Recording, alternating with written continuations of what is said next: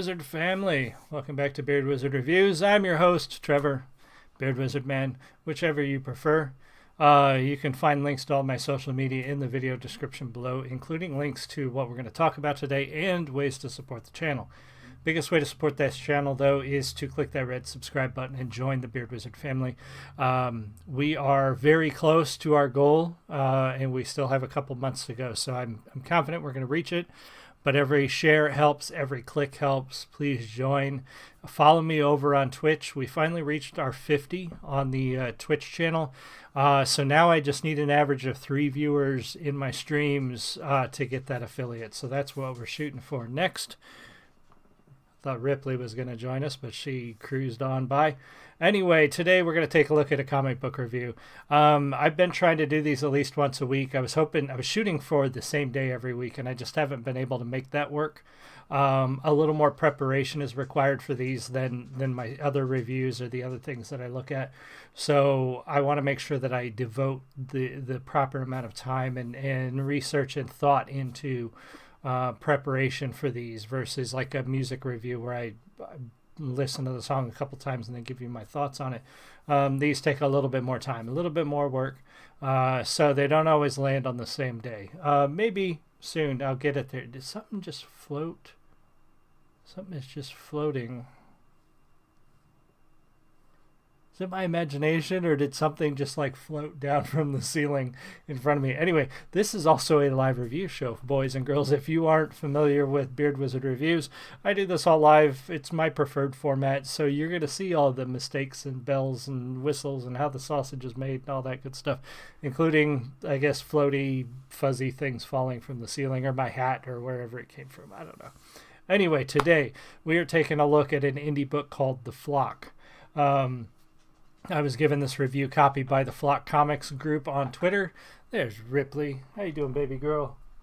And so I decided to take a look at it, and we're going to talk about it today. I'll tell you what I think about the book, whether I recommend the book, etc., etc. As usual, I'll show you some panels. I'm not going to show you the whole book. I'm not going to reveal the whole story because I don't want to give it all away. And this one is available online as well, so you can go get this book if you enjoy the review. All right, so The Flock is, when I was going through the books that I had to look at and the reviews that I was interested in, this one didn't catch my eye right away. Like we've talked about in other reviews, the cover, the theme, the title, those things can be eye-catching and often are what draws me to a review and makes me want to take a look at it. This one initially, and you can see from the cover, it didn't have that grabbed me. I think the thing that grabbed me on this one first was that it was from an indie comic company that was putting out their own book under their own imprint and everything. And we do a mix of comics here. Some comics have their own imprint on the cover, but they still go through like Global Comics or one of those sites.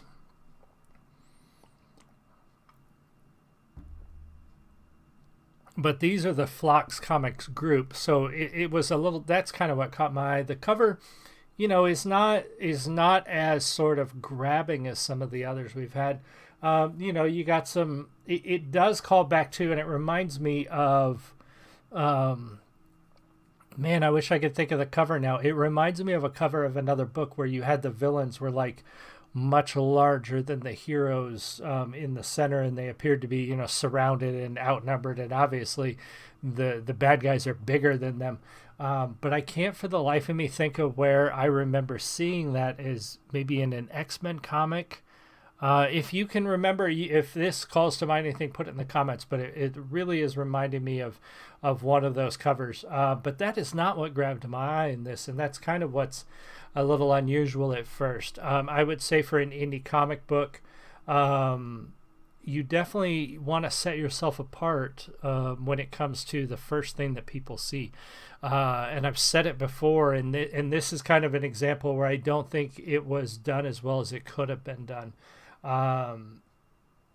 you've got to hook people who don't know anything about your book. There's no backstory. There's no history. There's no history with the consumer to say, it's not Batman or Superman or X-Men or Fantastic Four. It's not like people know those names. And so if you go to a comic book store, you know what you're going to get when you pick up an X-Men comic. Well, at least you used to. I don't know about now.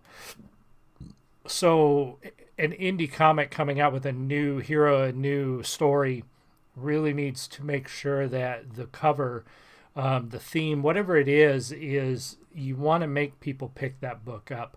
And that's one of the few faults I think I found with this one. And it's not a bad cover. It's just, it doesn't right away jump out and say, buy me, pick me up and flip through me. What's going on with this book? But again, it's a good cover in itself. It's just, for me anyway, that's not what caught my eye. So I picked this book up. I took a look through it, and the story itself, or the book itself, it's set in Canada, which is interesting. There's not a ton of superhero comics set in Canada. The only one I can think of off the top of my head is Alpha Flight, and the spin-off comics from that particular team book that Marvel used to put out. But it's set in the fictional Maple City in Canada, follows the adventures of, and this is where things get a little interesting, a little tongue-in-cheek, a little humorous. This book is not an entirely serious book, and I'll explain here in a minute. But it follows the adventure of Gooseman and his sidekick, the Gosling. It's set in 1957. It's definitely an all-ages book. It is a book that would be appropriate for almost anybody that can read. It's not too young to be interesting for adults, but it's not at all adult. So in the sense, you can give this to preteens, kids, pretty much anybody who can read, I think would enjoy at least this, or would be appropriate for them for this book. And what it reminded me of when I was flipping through it right away, it reminded me a lot of sort of the classic hero books before we had superheroes, before we had, the Supermans and the X-Men and the Fantastic Four and all that. You had Zorro. You had, I'll give it to Batman is considered a superhero, but he doesn't have superpowers. But back in the day when you had the masked vigilantes, the masked people who went out and fought bad guys, who stopped crime, but they didn't have powers. They weren't mutants, or they weren't aliens from other planets. They were just people who took it upon themselves to fight bad guys. They wore a mask when they did it. Sometimes they had gadgets or weapons, or both, and so this book reminds me of those old classic books, from the era of the Phantom and Zorro, and there was another one, kind of Dick Tracy, The Shadow, that kind of era of pulp, comics and stories that were very popular quite a long time ago. And it's set in 1957 too, which kind of helps with that theme, because you've got the old cars, you've got the old technology, you've got kind of that old setting. The Rocketeer, that's another kind of comic story that this kind of reminded me of, and you'll see some of that in the main character, is he's very much kind of a blend of, Batman and the Rocketeer, and a little bit, kind of an amalgamation of those characters in a sense. The story itself follows, like I said, the Gooseman and his sidekick, who is actually his nephew, and that's an interesting element in the story and the character dynamic that we'll talk about a little bit. And this is where the story gets a little bit corny and a little bit humorous, and I think this is all intentional, so please don't, when I say corny, I'm not knocking the story by saying that. I believe that it was intentional. It is supposed to be a little silly. It is supposed to be corny. It is supposed to be humorous and non-serious. So when I say those things, please don't take that as a negative. In this case, I feel like it's intentional, so they hit the mark. So the story, at least in the first issue, is these heroes and their friend Jackie, who's just this lumberjack dude who shows up to help out, are trying to save the maple syrup reserve in Maple City from the Purple Hood Gang, so that there's enough maple syrup for the International Flapjack Day Festival.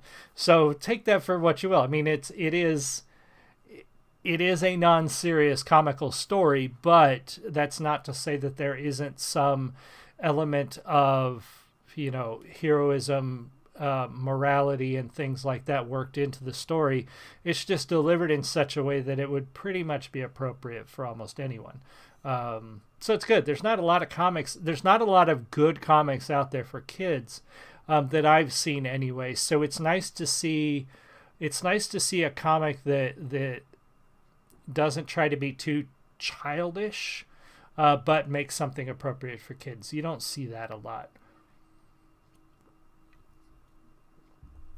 Most of the comics for kids now are just, licensed Disney stuff or whatever that made from movies, so the kids could have just watched the movie. And this, definitely not that. So, the story, again, like I said, it's meant to be humorous, but I didn't find it childish. I found it, the dialogue, the story elements to be appropriate pretty much for adults as well as kids.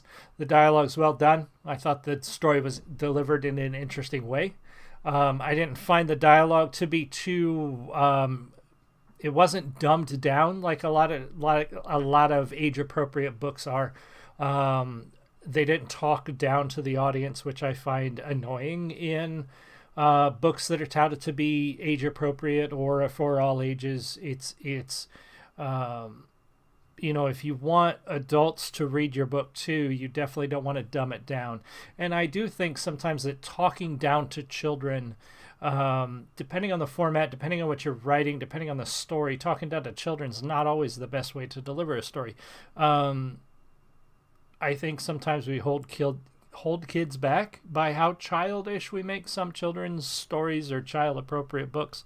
So in this case, they didn't do that, which I appreciated because it made it interesting to read for me as well. If it had been strictly a children's book that was dumbed down and written like as a childlike story, it wouldn't have been interesting at all for me, and I probably wouldn't be reviewing it. The story is lighthearted. It's supposed to be lighthearted, but the framework itself is still very much a traditional like pulp adventure book. It's not. They don't avoid violence. They just don't get too graphic with it. They don't avoid danger. They don't avoid those kinds of quote unquote adult themes. They just don't get overly graphic with things. There's not blood and gore. There's not, I'd have to flip through. I don't even remember if I saw a gun in this story, which it's set in Canada. So I think you would expect a story in Canada. Well, it's 1957 too. I don't know what the gun laws were in 1957 in Canada. There may or may not have been. I would have to go back and look or flip through it and see. But at its core, it's very much a hero and his sidekick stopping bad guys. And in this case, stopping bad guys from stealing maple syrup, which I found kind of funny. I mean, it was humorous. It was interesting to read. Part of the story dynamic or character dynamic that I did find that was interesting was the main character and his sidekick are related. The main character or the sidekick is the nephew of the main character. It's his uncle. And the book opens up with he's going to watch his nephew for a week, but he hears on the radio or police scanner that there is crime going on, and he wants to go out and stop it. So he tries to send his nephew to bed. His nephew refuses. Oh, I've helped you before. And they go through this. Well, it's dangerous this time. Well, I can still do it. And through the story, it's not one of those things where the sidekick is just as capable. The sidekick is a kid, and the kid wants to help. And I think I feel like that's a good element to put in there to appeal to your children audience or to your young audience, because I think parents can tell you that the kids want to help adults. They're not always the best at it. They're sometimes they get in the way, sometimes they make things harder. And I think it's easy for adults to push kids away and say, no, it's easier if I do this myself. But but kids really want to help you in a lot of times because they want to be part of whatever it is you're doing. What adults do is important to kids, because you're an important figure in their world. And so when you want to do something, even if it's just fixing something at the house or fixing something on the car or, taking care of the yard, kids have a desire to be involved in that, from what I've seen, and in most cases,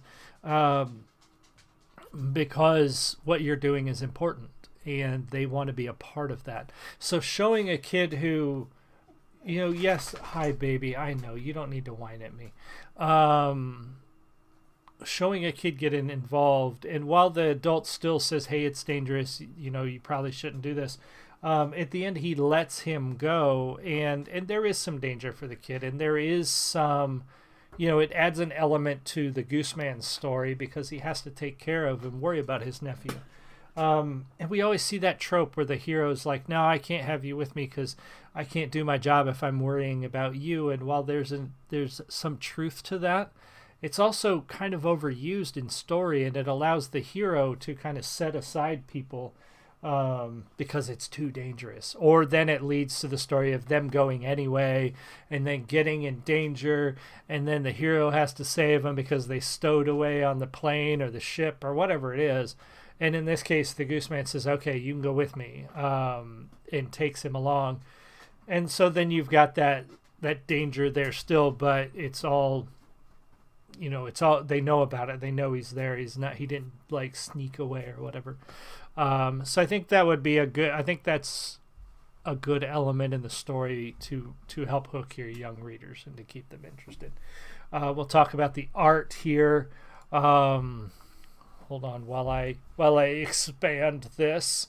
One of these days I'll figure out exactly where I need to click to get this to fit. Okay, so this is going to look a little weird as I scroll through it because the PDF I downloaded, the cover image is not the same size as the rest of the book. So normally I do a side-by-side, like a double page preview, but this one didn't work out very well that way, so that's why you're getting a single. That's why it looks like this. Anyway, so like I said, the cover's a good cover.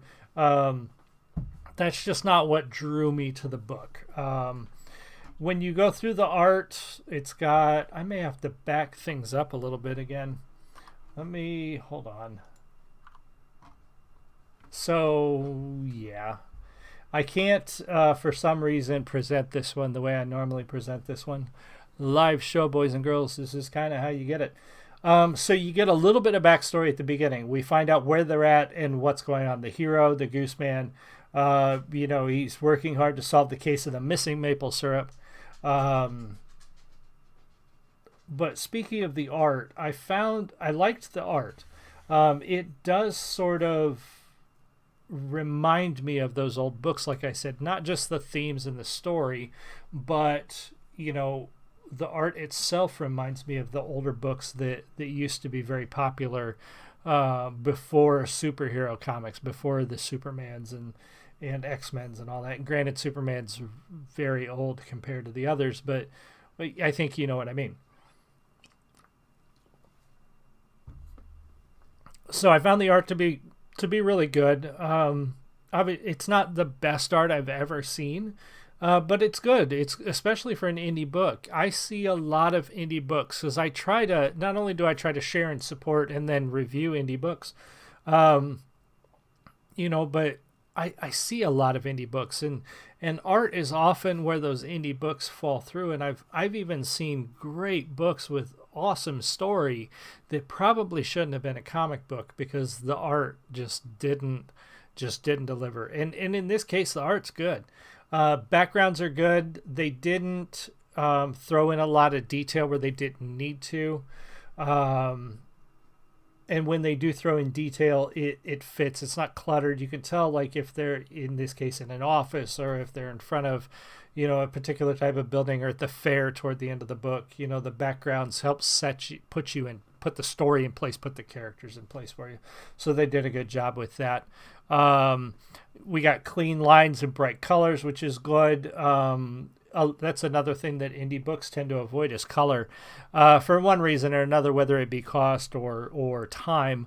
A lot of indie books tend to go with black and white. So when you see an indie book in color, I kind of like that, because while I don't dislike black and white books, some books that I've seen in black and white probably should have been colored because of either the theme or what the story was about or what you're seeing. A lot of you lose something when it's in black and white. So I appreciated that they did color on this. I did mean, and I forgot to do this at start, so we'll go back and do it. The credits for the book, I normally do this at the beginning. Stories by Scott Wilson. Art, Gina Casmi. I'm probably going to say this wrong. Casmianto. Colors by Paul Ferris. Flat colors by Cheryl Rodriguez. Is that spelled right? It's interesting. I've never seen it spelled that way with 2 E's, but if that's Cheryl Rodriguez. And then cover art by Matthew Critchfield. So there's your cast. That's your credits right there. So going through the art, there is some spots where the art's a little bit low detail. For me, and it's not in a ton of places, but for example, his face right here seems a little flat compared to, some of the other panels.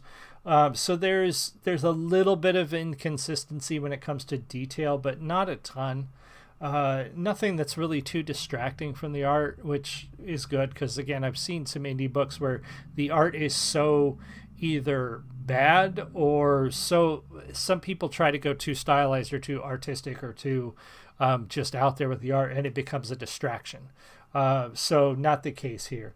Again, good use of backgrounds, good use of color. Nothing in the background's really distracting from what's happening. And again, you get this sort of the time, the period that the book is set in sort of takes you back to that time of the older classic comic books as well. Now, I did have to look up, I found this kind of funny, the Purple Hood Gang wearing hoodies, and I was like, wait a minute, hoodies are a modern thing, aren't they? No, apparently, if I got my dates right, and the other thing was his mohawk. Granted, mohawks have been worn by Native Americans for a long time, but I wondered when. I'm like, has the hoodie really been around this long? Because this is set in 1957. Yeah, the hoodie was invented in 1930 something, 37, 39, and the mohawk, as far as outside of Native American culture, I think they said was first popularized in 1939. So I had to look those up because I was like, wait a minute, this looks a little too modern. But no, the creator and them, they really got this, they got this sort of spot on with the period and the art. The other thing that I liked about the art that I found very interesting is when you get to some of the action scenes, they start to change the format, the shape, and sort of the pattern of the panels, which I found really added a lot of interest in dynamic shapes and stuff to the book itself, rather than going with your standard like rectangle, square, rectangle, rectangle, square, which is fine. Books do this all the time. This is the standard of comics. It's always cool to see when they kind of change it up a little bit and make the book a little less monotonous, I guess you would say, in its shapes, in its panels, just kind of going from the same thing to the same thing. They did this throughout in a lot of the action scenes. We start to get some sort of quarter panel or quarter half page splash, and then when we really get into the action, then we start getting into some interesting shapes, and I think that added an element of interest to the book that wouldn't have been there otherwise. And it also, because I've seen books do this before too, and even major publishers, when they do this, when they start changing up the panels, when they start making things look different, sometimes it makes the book hard to follow. You start to lose which panel I should be going to next. Because honestly, unless you read a ton of comic books, And even if you do read a ton of comic books, sometimes this happens. You get lost in the talk bubbles in the panels. Which way am I supposed to go? Which one overlaps into the next one? And there's still sometimes where I read comics that either have too many talk bubbles in a panel, or don't sort of place them quite right. It's really easy to lose your place. And I didn't have that trouble with this when they started changing shapes on you, started inlaying panels into other panels. I just found that to be a really a cool eye-catching change that kind of broke up the monotony of the standard size panels. So found the art to be pretty good. I really liked it. Overall, the book is good to look at. It was interesting to flip through. I did that first before I actually read the story, to kind of get a sense of what it looked like, what it felt like before I read any of the dialogue. And I liked what I saw initially. Normally I'll flip through a book, and I do this even with major publishers or a new book I want to pick up at the store. I'll flip through it first before I even start reading it. And I want to kind of see, does the art, does the book catch my eye? Does it make me want to read it? And in this case, yeah, after I had scrolled through, after I'd looked at the art, it did make me want to go back and then read it and figure out what was going on in the story. There was enough going on in the action, in the art, in the panels, made me want to go back and read the dialogue and actually figure out what the story was and kind of follow along there. Sorry, the bitrate went wonky there for a little bit, so it may have been choppy. Overall, it's a good book. You can get the book at, there's a link to the website in the video description below where you can go buy the book. I did not see issue 1 on the website, but I did put the creator's socials in the link below too. So if issue 1 is available some way, you can go check it out, talk to them. They might have PDFs available, or it might be hosted somewhere. But from issue 2 up, I think they're on issue 5 at this point. I think she's making a weird noise. She came running in here. I hope she wasn't like getting sick. I think she was carrying her bone. Anyway, this puppy is driving us nuts sometimes. She's a great dog, but boy, she is all over the place. Anyway, check out the creator socials. Go to the website, check out the book. I do think if you like classic sort of hero, detective, adventure comics, the pulp comics of the turn of the century even, I think you'll enjoy this book. If you have kids and you're looking for an age-appropriate comic book with sort of a hero adventure story, check out The Flock. I think they would appreciate it too. And help out indie comics, man. That's the big thing. That's what this is all about. So help those indie comic creators out. Again, sorry about the bitrate. My internet has been garbage the last few weeks. We got to get off of this. Anyway, thank you for being here. A few of you stopped in. I appreciate you. Be sure to leave me a comment. Let me know what you think. Like and share the stream, the video, and please subscribe. Go check out the book, and I will see you guys all again soon. You have a great one. Much love.